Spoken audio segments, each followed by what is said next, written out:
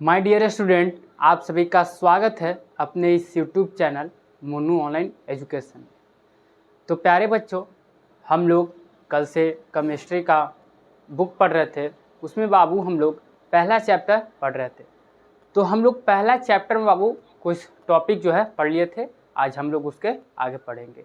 तो चलिए आप लोग एक बार वीडियो को जल्दी से शेयर कर दीजिए और वीडियो को लाइक वगैरह कर दीजिएगा। तो बाबू हम लोग कल जो है पढ़ लिए थे रासायनिक अभिक्रिया की विशेषता तक पढ़ लिए थे बाबू। तो आज हम लोग उसके आगे से स्टार्ट करते हैं। तो चलिए आप लोग पेन कॉपी लेकर के रेडी हो जाइए। चलिए आज हम लोग पढ़ते हैं असंतुलित समीकरण क्या है। आइए, टॉपिक है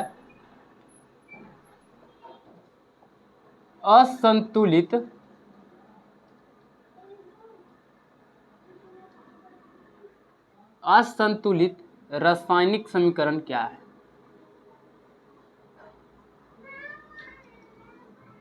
रासायनिक समीकरण। तो आइए, असंतुलित रासायनिक समीकरण क्या है। तो सबसे पहले एक एग्जाम्पल से हम लोग समझेंगे, उसके बाद हम लोग आगे चलेंगे। तो देखिए, असंतुलित समीकरण क्या होता है बाबू कि अभिकारक जो है, अभिकारक और उत्पाद जो होता है, कल आपको पढ़ाएं कि अभिकारक बाएं तरफ लिखा जाता है और उत्पाद जो है दाएं तरफ लिखा जाता है। तो आपको अभिकारक और उत्पाद बताएं। अभिकारक और उत्पाद जो है बाबू दोनों तरफ, अभिकारक के भी तरफ और उत्पाद के भी तरफ, दोनों तरफ परमाणु की संख्या अगर एक समान होगा, एकदम बराबर बराबर होगा, जितना अभिकारक है उतना ही उत्पाद होना चाहिए, तो इसी को बाबू हम संतुलित समीकरण कहते हैं। रुकिए, अब पहले संतुलित पढ़ लीजिए, उसके बाद असंतुलित पढ़ेंगे। तो चलिए आइए लिख, देखिए एग्जाम्पल समझिए। H2 प्लस O2 क्या बनाएगा बाबू? H2O जल बनाएगा। देखिए यहाँ पे समझिए, ये क्या है? ये अभिकारक है, ये अभिकारक है, ये उत्पाद है। ठीक है, ये अभिकारक और ये उत्पाद है। तो हम क्या बताएं? अभिकारक और उत्पाद में परमाणु की संख्या एक समान होगा तो वो संतुलित कहलाएगा। तो यहाँ पे अभिकारक में हाइड्रोजन 2 है बाबू, और यहाँ भी हाइड्रोजन, उत्पाद में भी हाइड्रोजन 2 है। अभिकारक में भी हाइड्रोजन 2 है और उत्पाद में भी हाइड्रोजन 2 है। अब हम लोग आगे देखेंगे कि ऑक्सीजन में क्या है? ये ऑक्सीजन में यहाँ पे 2 ऑक्सीजन है, ऑक्सीजन की संख्या, और यहाँ ऑक्सीजन 1 है, कुछ भी नहीं है तो यहाँ पे नीचे 1 है बाबू। इसको 1 छुपा हुआ रहता है, कुछ भी नहीं रहेगा तो यहाँ 1 है। तो यहाँ हाइड्रोजन 2 है, यहाँ 2 है। ठीक है, क्लियर है। यहाँ ऑक्सीजन 2 है बाबू और यहाँ ऑक्सीजन 1 है, तब क्या होगा? तो ऐसा अगर रहेगा अभिकारक और उत्पाद, परमाणु की संख्या ये दोनों में एक समान नहीं है, इसमें कुछ अलग है, इसमें बाबू कुछ अलग है। अगर ये दोनों बराबर नहीं रहेगा तो ये असंतुलित रासायनिक समीकरण होगा। अगर इसको बराबर कर देंगे बाबू तो ये संतुलित रासायनिक समीकरण हो जाएगा। देखिए हाइड्रोजन यहाँ 2 है, यहाँ भी हाइड्रोजन 2 है, यहाँ ऑक्सीजन 2 है तो यहाँ ऑक्सीजन 1 है। अब कितना से गुना करेंगे बाबू कि यहाँ भी ऑक्सीजन 2 हो जाए? दिमाग लगाइए, कितना से यहाँ गुना करेंगे कि यहाँ भी ऑक्सीजन 2 हो जाए और यहाँ ऑक्सीजन यहाँ 2 है, ये है, यहाँ भी 2 हो जाए। कितना से गुना यहाँ करेंगे कि ऑक्सीजन 2 हो जाएगा? तो देखिए बाबू, यहाँ ऑक्सीजन, हाइड्रोजन तो ठीक है 2 है, ऑक्सीजन यहाँ 2 है, यहाँ ऑक्सीजन 1 है, कुछ भी नहीं रहेगा बाबू, तो यहाँ ऑक्सीजन 1 है। तो इसको अगर 2 से अगर गुना कर देंगे बाबू, 2 से अगर गुना कर देंगे तो देखिए यहाँ ऑक्सीजन 2 था, यहाँ भी ऑक्सीजन 2 हो गया।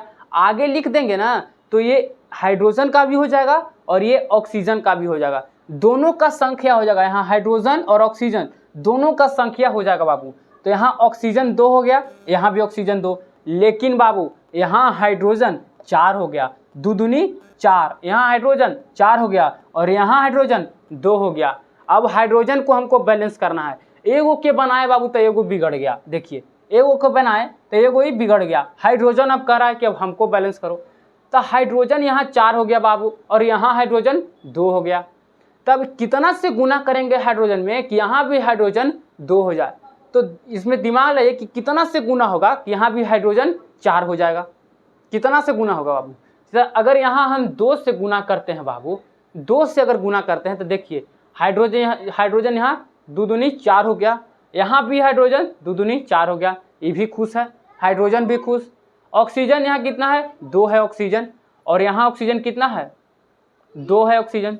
तो ये बैलेंस हो गया बाबू, सब खुश हो गया, सबको मिल गया। देखिए यहाँ पे अगर परमाणु की संख्या है बाबू, देखिए यहाँ 4 है, यहाँ भी 4 है, यहाँ 2 है, यहाँ भी ऑक्सीजन 2 है, ये दोनों अभिकारक और उत्पाद दोनों तरफ परमाणु की संख्या बराबर होनी चाहिए, तभी बाबू ये संतुलित रासायनिक समीकरण कहलाएगा। तो इधर भी बराबर है, इधर भी बराबर है, तो ये संतुलित रासायनिक समीकरण है बाबू, समझे।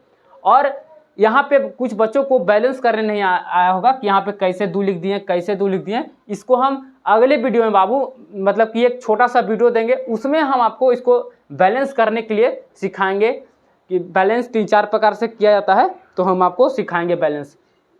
तो चलिए हम लोग अब लिखते हैं, यहाँ पे डिफिनेशन लिखिए अब। और ये इसी बात को, जो बात अभी बोले बाबू अभिकारक और उत्पाद, इसी को सजा के लिख देना है कि दोनों तरफ परमाणु की संख्या एक समान होगी, उसे हम संतुलित रासायनिक समीकरण कहेंगे। तो आइए हम लोग लिखते हैं, लिखिए जब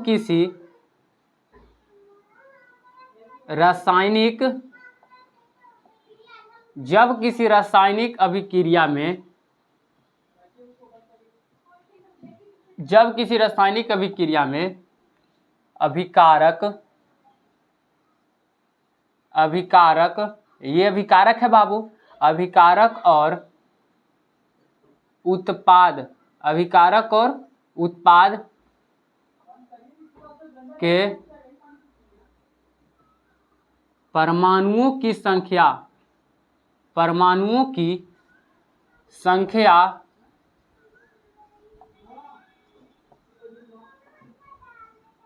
एक समान हो तो उसे संतुलित रासायनिक समीकरण कहते हैं। क्या कहते हैं बाबू? संतुलित रासायनिक समीकरण कहते हैं। देखिए कहा गया है कि जब किसी रासायनिक अभिक्रिया में, ये रासायनिक अभिक्रिया है, जब किसी रासायनिक अभिक्रिया में अभिकारक और उत्पाद के परमाणुओं की संख्या, अभिकारक और उत्पाद दोनों तरफ अभिकारक और उत्पाद के परमाणुओं की संख्या एक समान हो, दोनों तरफ परमाणु की संख्या बराबर हो, उसे संतुलित रासायनिक समीकरण कहते हैं। और एग्जाम्पल में ये लिख लीजिएगा, जैसे करके इसको लिख लीजिएगा बढ़िया से, 1-2 एग्जाम्पल। जैसे H2 + O2 H2O, H2 + Cl2 HCl। देखिए हाइड्रोजन और ऑक्सीजन मिला बाबू, तो H2O हाइड्रोजन ऑक्साइड का निर्माण किया, ये क्या है? ये जल है। और हाइड्रोजन और क्लोरीन यहाँ मिला तो HCl हाइड्रोक्लोरिक अम्ल का निर्माण किया, जो हमारे पेट में भोजन के पाचन में मदद करता है बाबू। HCl हमारे पेट में पाया जाता है, भोजन के पाचन में मदद करता है, वो बायोलॉजी में पढ़ाएंगे तो आपको बताएंगे। और यहाँ पे बाबू H2 कैसे लिखा रहा है, Cl2 कैसे लिखा रहा है, वो सब हम अगले वीडियो में बोले हैं, एक छोटा सा वीडियो में उसमें बताएंगे। तो यहाँ तक बाबू आप लोग समझ गए कि संतुलित रासायनिक समीकरण क्या होता है। तो जब किसी रासायनिक अभिक्रिया में बाबू अभिकारक और उत्पाद के दोनों तरफ, अभिकारक की तरफ और उत्पाद के तरफ, दोनों तरफ अगर परमाणु की संख्या एक समान होगा, उसी को बाबू हम संतुलित रासायनिक समीकरण कहते हैं। और इसी को बाबू असंतुलित रासायनिक समीकरण कहेगा, तो उसका उल्टा है, उसमें अभिकारक और उत्पाद के परमाणु की संख्या एक समान नहीं होगा, उसे असंतुलित कहेंगे। पहले आप लोग इतना नोट कीजिए, उसके बाद हम आगे चलते हैं।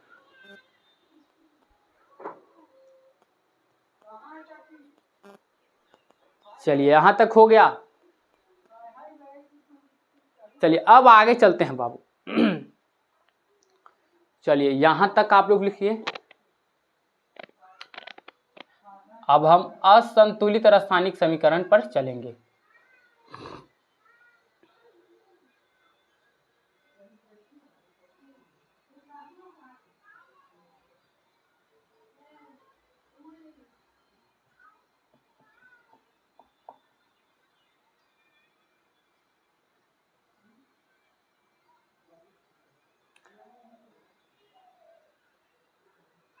और बाबू देखिए यहाँ पे थोड़ा सा मिस्टेक हो गया है।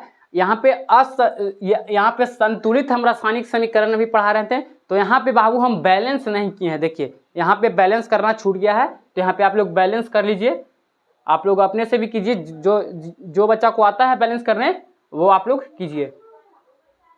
तो यहाँ पे आप लोग बैलेंस कर लीजिए। हाइड्रोजन 2 है, यहाँ भी हाइड्रोजन 2 है। आप लोग सीखिए एक बार थोड़ा सा बैलेंस करने के लिए। देखिए बाबू पहले हम देखेंगे हाइड्रोजन यहाँ 2 है, यहाँ भी हाइड्रोजन 2 है, यहाँ ऑक्सीजन 2 है, यहाँ ऑक्सीजन 1 है।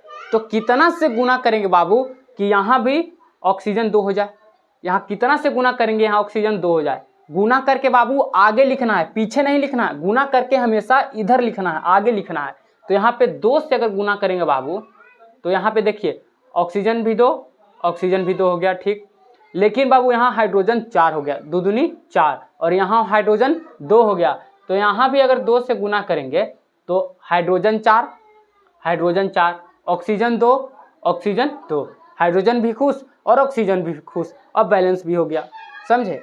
यहाँ भी देखिए हाइड्रोजन 2 है, यहाँ हाइड्रोजन 1 है। तो क्या करेंगे बाबू कि यहाँ हाइड्रोजन 2 हो जाए। कितना से गुना करके लिखेंगे कि यहाँ हाइड्रोजन 2 हो जाए यहाँ पे। तो अगर देखिए हाइड्रोजन यहाँ 2 है, तो यहाँ भी अगर 2 से गुना करेंगे बाबू तो हाइड्रोजन 2 हो जाएगा। हाइड्रोजन यहाँ 2 होगा, यहाँ भी 2 है। क्लोरीन यहाँ 2 है, यहाँ भी 2 है। इसके आगे लिखेंगे बाबू तो यह हाइड्रोजन का भी हो जाएगा, क्लोरीन का भी हो जाएगा, और तत्व रहेगा उसका भी हो जाएगा। आगे लिखने का मतलब है सब का हो गया, समझे। तो इतना आप लोग नोट कर लीजिए। उसमें संतुलित में आप लोग ये लिख लीजिए, थोड़ा सा छूट गया था, बैलेंस करना लिखिए। उसके बाद हम लोग अब असंतुलित पर चलेंगे बाबू। चलिए यहां तक हो गया। अब असंतुलित पर चलेंगे, असंतुलित। चलिए बाबू अब असंतुलित देखते हैं कि असंतुलित रासायनिक समीकरण क्या है। देखिए अभी आपको पढ़ाएं कि संतुलित रासायनिक समीकरण क्या होता है। तो अभी असंतुलित क्या होगा बाबू कि अभिकारक और उत्पाद के परमाणु की संख्या एक समान नहीं होगा, उसी को हम असंतुलित कहेंगे। दोनों तरफ अभिकारक और उत्पाद के तरफ दोनों तरफ अगर परमाणु की संख्या एक समान नहीं होता है उसे असंतुलित कहते हैं, समझे। तो इसी को सजा कर लिख देंगे। आइए देखिए कैसे लिखा है। जब किसी रासायनिक अभिक्रिया में अभिकारक और उत्पाद के परमाणुओं की संख्या एक समान नहीं हो, यहाँ पे सिर्फ नहीं कर दिया है बाबू, पूरा सेंटेंस को बदल दिया। नहीं हो तो उसे असंतुलित रासायनिक समीकरण कहते हैं। यहां नहीं लग गया, पूरा अर्थ ही बदल दिया। कहता है जब किसी रासायनिक अभिक्रिया में, ये रासायनिक अभिक्रिया है, इसमें अभिकारक और उत्पाद के परमाणुओं की संख्या एक समान नहीं हो तो उसे असंतुलित रासायनिक समीकरण कहते हैं, समझे। उसे क्या कहते हैं? असंतुलित रासायनिक समीकरण कहते हैं।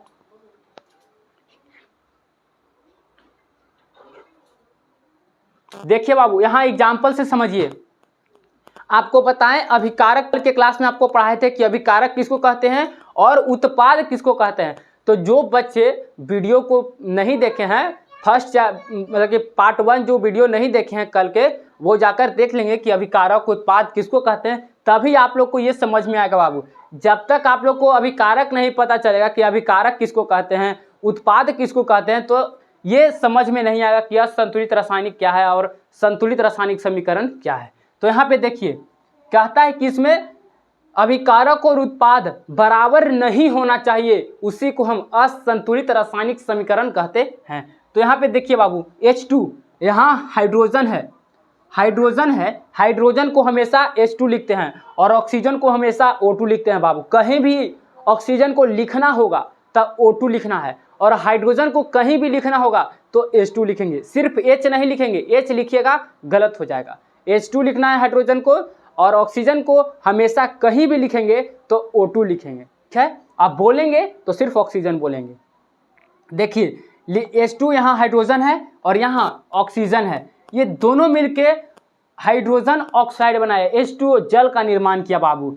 तो यहाँ पे देखिए हाइड्रोजन यहाँ 2 है, यहाँ भी हाइड्रोजन 2 है, ठीक है, यहाँ ऑक्सीजन 2 है, यहाँ ऑक्सीजन 1 है, कुछ भी नहीं है तो 1 है। आपको बताए हैं यहाँ कुछ भी नहीं लिखा हुआ रहेगा बाबू तो 1 रहेगा।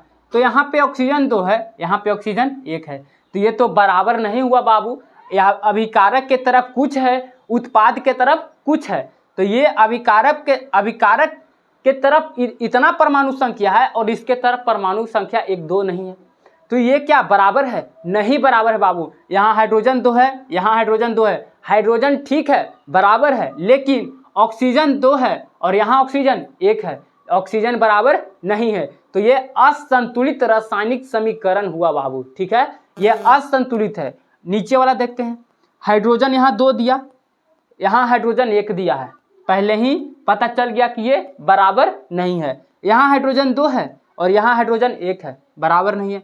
क्लोरीन यहाँ 2 है लेकिन क्लोरीन यहाँ 1 ही है, यहाँ पे बराबर नहीं है। पता चल गया कि अगर अभिकारक और उत्पाद के तरफ दोनों तरफ अगर परमाणु की संख्या एक समान नहीं होगा तो वो असंतुलित रासायनिक समीकरण होगा।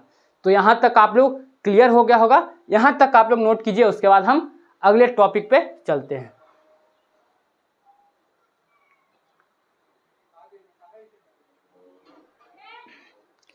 चलिए बाबू, यहाँ तक आप लोग नोट कीजिए, उसके बाद हम आगे चलते हैं।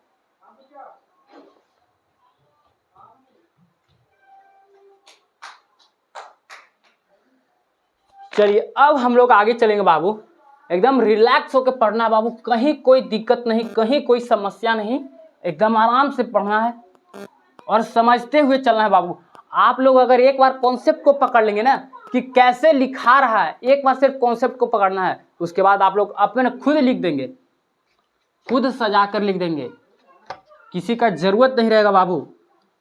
और इसका जब चैप्टर खत्म हो जाएगा इसका ऑब्जेक्टिव आप लोग को मिल जाएगा, ऑब्जेक्टिव सब्जेक्टिव सब, और अलग से भी क्वेश्चन कराया जाएगा। चलिए अब अगला टॉपिक लिखिए, ऊष्माक्षेपीय अभिक्रिया क्या है।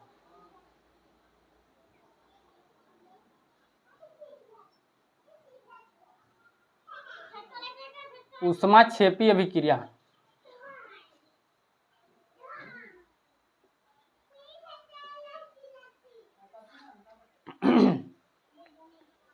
देखिए बाबू, ऊष्माक्षेपीय अभिक्रिया क्या होता है। ऊष्माक्षेपीय अभिक्रिया कहने से ही लग रहा है बाबू कि ऊष्मा निकल रहा है। ऊष्माक्षेपी मतलब ऊष्मा के यहाँ बात किया जा रहा है, ऊष्मा मतलब ऊर्जा, ऊष्मा मतलब क्या, ऊर्जा की बात किया जा रहा है, ऊष्माक्षेपी ऊर्जा की बात किया जा रहा है। तो समझिए बाबू कि ऊष्माक्षेपीय अभिक्रिया किसको कहते हैं। तो रासायनिक अभिक्रिया में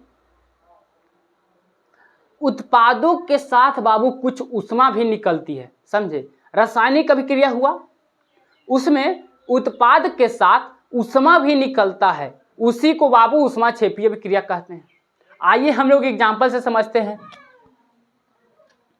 आइए एग्जाम्पल देखिए, C+O2, C+O2 क्या बनाएगा बाबू, CO2 प्लस ऊष्मा देगा, प्लस ऊष्मा देगा। देखिए एग्जाम्पल से समझिए, क्या बताएं कि उत्पाद जब रासायनिक अभिक्रिया होता है बाबू तो इसके उत्पाद के साथ ऊष्मा भी निकलता है, तो यहाँ उत्पाद है, उत्पाद इसको कहते हैं और इसको अभिकारक कहते हैं। तब ये दोनों द्रव आपस में संघनन किया, मिला ये दोनों, तो CO2 का निर्माण किया और प्लस में ऊष्मा का भी, ऊर्जा का भी निर्माण किया।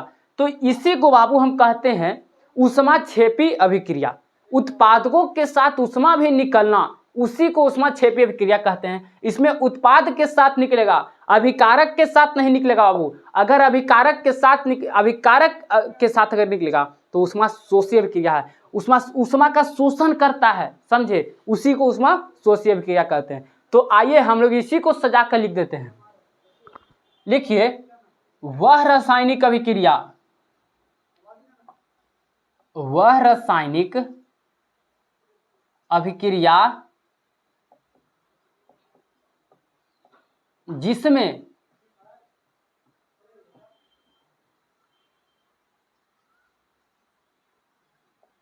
उत्पादों के साथ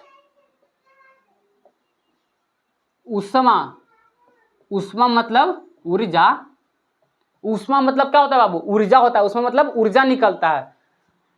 उत्पादकों के साथ ऊष्मा भी, वह रासायनिक अभिक्रिया जिसमें उत्पादकों के साथ ऊष्मा भी निकलती है, ऊष्मा भी निकलती है, उसे ऊष्माक्षेपी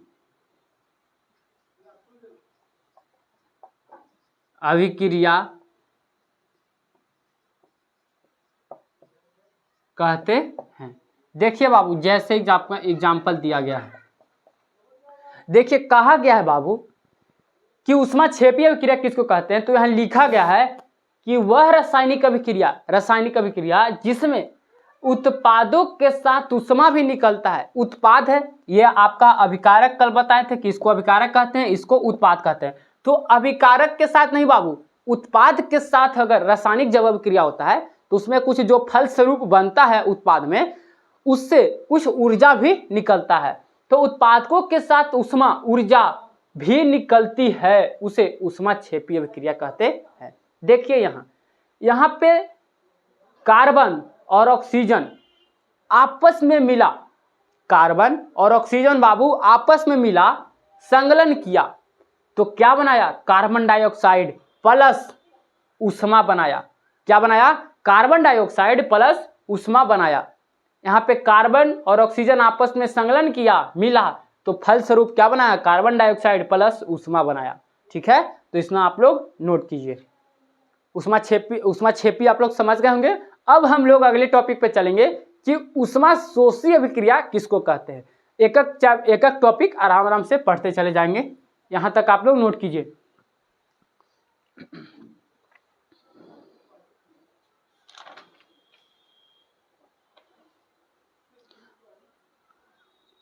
और एक और इसमें है बाबू, जो इसमें है एक साग सब्जियों का जो विघटित होकर कंपोस्ट जो बनता है, साग जो सड़ गलता है, वो ऊष्माक्षेपी अभिक्रिया का ही उदाहरण। एक नोट पॉइंट नीचे लिख लीजिए, इसी में एक लिख लीजिए नोट पॉइंट,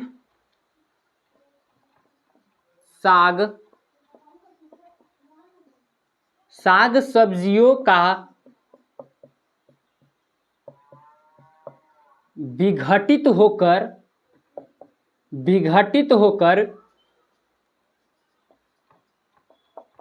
कंपोस्ट का बनना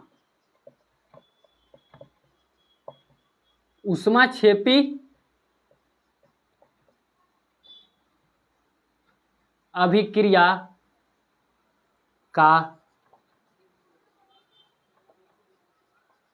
उदाहरण है बाबू, उदाहरण है। देखिए बाबू, जो साग सब्जियां होता है विघटित मतलब कि सड़ गल जाता है, कंपोस्ट उसका बनता है ना, तो उसी को ऊष्माक्षेपी अभिक्रिया, वो भी जो है एक ऊष्माक्षेपी अभिक्रिया का क्या है, उदाहरण है। तो ये क्वेश्चन में एग्जाम्पल में पूछता है, मतलब क्वेश्चन में ये पूछता है, बिहार बोर्ड परीक्षा समिति जो है आपका, वो क्वेश्चन किया है कि साग सब्जियों का विघटित होकर कंपोस्ट का बनना किस अभिक्रिया का उदाहरण है, किस रासायनिक अभिक्रिया का उदाहरण है। ए ऑप्शन देगा ऊष्माशोषी अभिक्रिया, बी ऑप्शन देगा ऊष्माक्षेपी अभिक्रिया, सी ऑप्शन देगा संयोजन अभिक्रिया, और डी ऑप्शन देगा इनमें से कोई नहीं। तो आप लोग को बाबू पढ़ा है कि साग सब्जियों का विघटित होकर कंपोस्ट का बनना ऊष्माक्षेपी अभिक्रिया का उदाहरण है। आप लोग याद रखिएगा किसका उदाहरण है, ऊष्माक्षेपी अभिक्रिया का उदाहरण है। यहाँ पे आप लोग अंडरलाइन कर लीजिएगा ताकि पढ़ते समय तुरंत पता चले कि ऊष्माक्षेपी अभिक्रिया क्या है, साग सब्जियों का विघटित होकर कंपोस्ट का बनना ऊष्माक्षेपी अभिक्रिया का उदाहरण है। तो इतना आप लोग को याद रखना है ऊष्माक्षेपी अभिक्रिया में, उसके बाद हम लोग आगे चलेंगे। और ये परीक्षा में पूछा गया बहुत बार प्रश्न है बाबू, इसको आप लोग ध्यान में रखिएगा। अब हम लोग आगे चलेंगे। ये थोड़ा सा लिख लीजिए। चलिए अब बाबू अब थोड़ा आगे चलेंगे कि ऊष्माशोषी अभिक्रिया क्या है।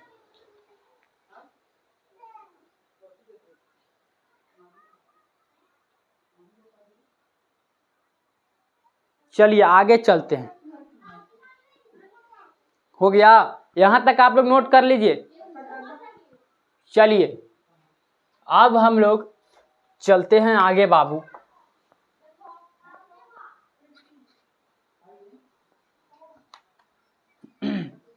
यहां तक तो हम लोग पढ़ लिए। आपको जितना पढ़ाया जाएगा उतना ही पढ़िए बाबू, फालतू पढ़ने की जरूरत नहीं है। आप लोग को जहां समझ में नहीं आए वहां आप लोग बोलिए कि हमको यहां समझ में नहीं आया, हम वहां आपको फिर से समझाने की प्रयास करेंगे। तो अब हम लोग आगे चलेंगे। और बाबू आप लोग को वीडियो कैसा लगा, समझ में आया कि नहीं आया, बाउंस मार दिया, तो आप लोग कमेंट जरूर कीजिएगा कि कैसा आप लोग को वीडियो लगा। और बाबू वीडियो को एक बार जल्दी से सब लोग शेयर कर दीजिए, ताकि जो बच्चे क्लास नहीं देखे हैं, जो बच्चे नहीं पढ़ पा रहे हैं, वो भी पढ़ लेंगे वीडियो की मदद से।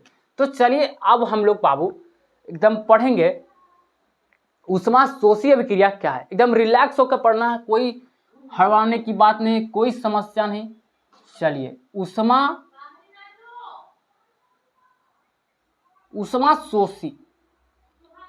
ऊष्माशोषी अभिक्रिया क्या है, क्या हम लोग पढ़ेंगे अब ऊष्माशोषी अभिक्रिया क्या है। चलिए एकदम आराम से पढ़ना है, रिलैक्स होकर।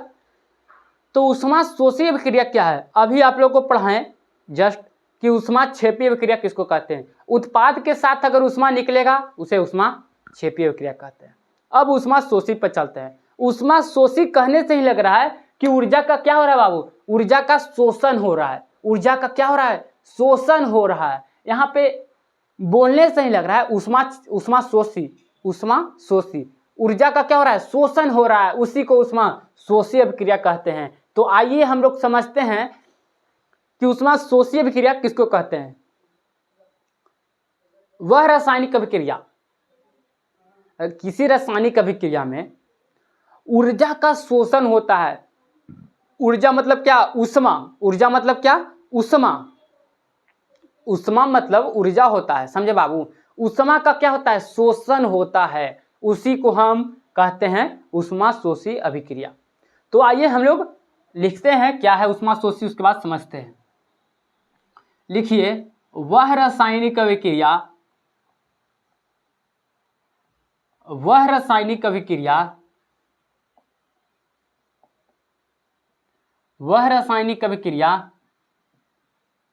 जिसमें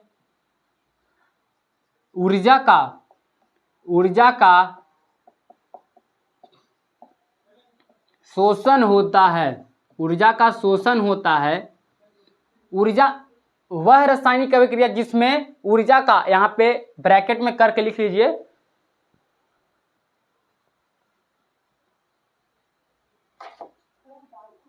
जिसमें ऊर्जा, ब्रैकेट में लिख लिए, ऊष्मा का शोषण होता है, तो इसे ऊष्माशोषी अभिक्रिया कहते हैं। ऊष्माशोषी अभिक्रिया कहते हैं। जैसे लिख लीजिए बाबू, CaCO3 ये क्या बनाएगा, CaO + CO2। चलिए देखिए बाबू, यहाँ पे क्या है, ऊष्माशोषी अभिक्रिया आप लोग को कल बताया जाएगा। यहाँ तक आप लोग नोट कर लीजिए, इसको कल समझाएंगे, कल के क्लास में इसको समझाएंगे। यहाँ तक आप लोग नोट कर लीजिए। तो आज का क्लास इतना ही, कल के क्लास में हम लोग मिलते हैं बाबू। आज का क्लास इतना ही रहने देते हैं, तो अगले वीडियो में हम लोग मिलेंगे फिर से। तो बाबू चैनल को आप लोग लाइक, सब्सक्राइब और कमेंट जरूर कर दीजिएगा बाबू कि आप लोग को वीडियो कैसा लगा, समझ में आया, और कहीं भी दिक्कत हो आप लोग कमेंट जरूर कीजिएगा। बेस्ट ऑफ लक, आज का क्लास इतना ही।